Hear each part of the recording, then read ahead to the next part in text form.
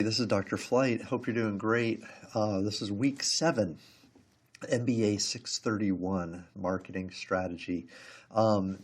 Great to be touching base with you. I hope you're doing well. It's hard to believe, week 7 already. We're making great progress through the course. Next week we'll have an exam week, so we won't have content added to the course next week, but this week we do. This week is actually a really important week when I think of marketing, certainly marketing strategy. When we start talking about market segments are vastly important. So one of the things that we do in marketing is we not only try to understand how consumers kind of make decisions and kind of how we can influence the decision-making process through our marketing mix elements, but we also look to create efficiency in how we do that. And one of the ways we do that is we look for groups of consumers that behave or react in similar ways to our marketing efforts. So in other words, if we change our price, there'll be certain customers who don't buy anymore, certain customers who continue to buy, and so on. And so in other words, the groups of consumers react differently. When we advertise and we position our product on a shelf or a retailer and distribute it a certain way, when we advertise with a certain message, or we change our pricing, again, consumers behave differently. And so we want to group consumers into groups where their behavioral patterns are similar.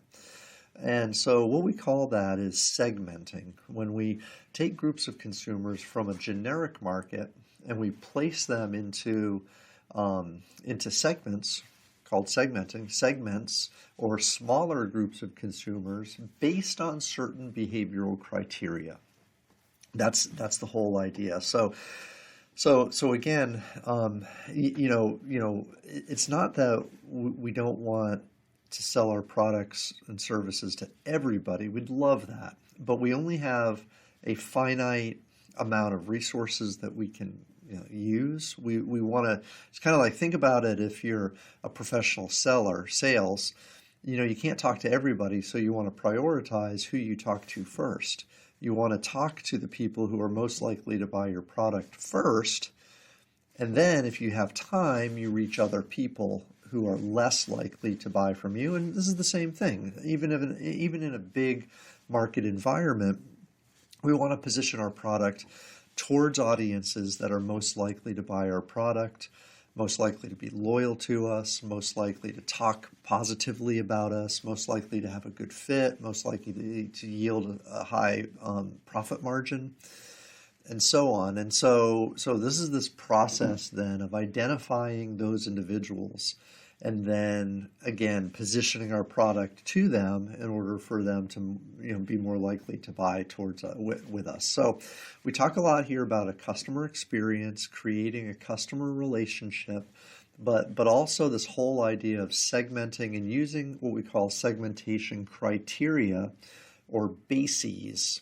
A couple articles that you'll read this week: millennials favoring traveling and dining out. So this is just this idea. It talks about how different age cohorts can be used as a segmentation tool, and by age cohort, people behave differently. And there's a whole lot of theory behind when somebody becomes a consumer and how they learn to be a consumer and the environmental effects that are happening to them while they're doing that, and that goes into kind of developing an age cohort. But then, and how millennials are valuing different purchase experiences as compared to other age cohorts. And it won't be a surprise, I don't think, when you read that article, just kind of those things. A short little article. Another one that discussion can be focused around this week will be the children's toy grows up to be a drinking game in Germany, and Looping Louie is the game, and it's an interesting article because you can actually do some research and kind of follow the story a little bit more if you want.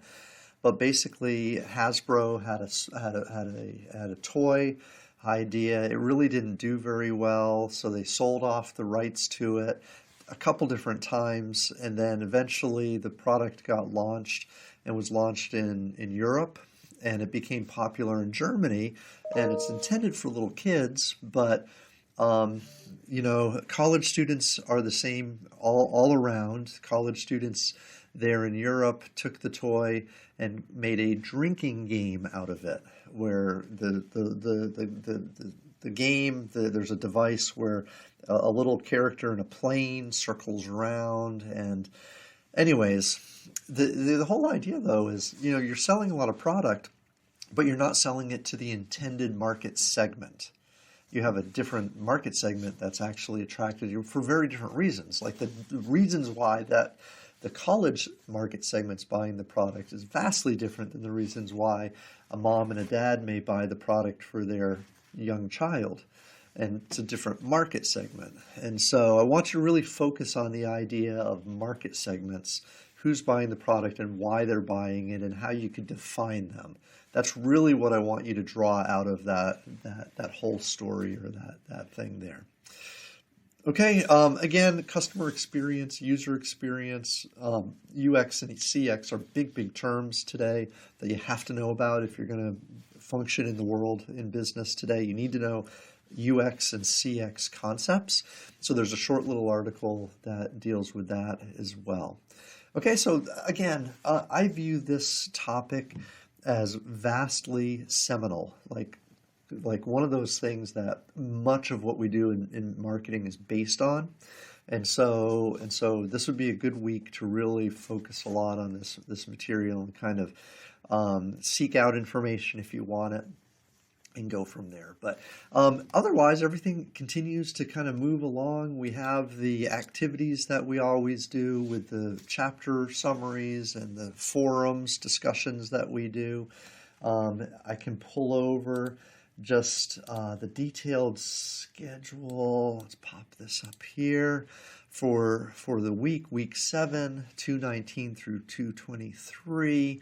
Again, I think you've probably saw all of these things, but journey maps are a big thing. If you're not familiar with a journey map, that might be something that you want to do some investigating upon. That's a big tool today that, again, we're using to understand how consumers' experience and relationship with the firm grow and develop. So segmenting and customer experience is all about what we're talking about this week.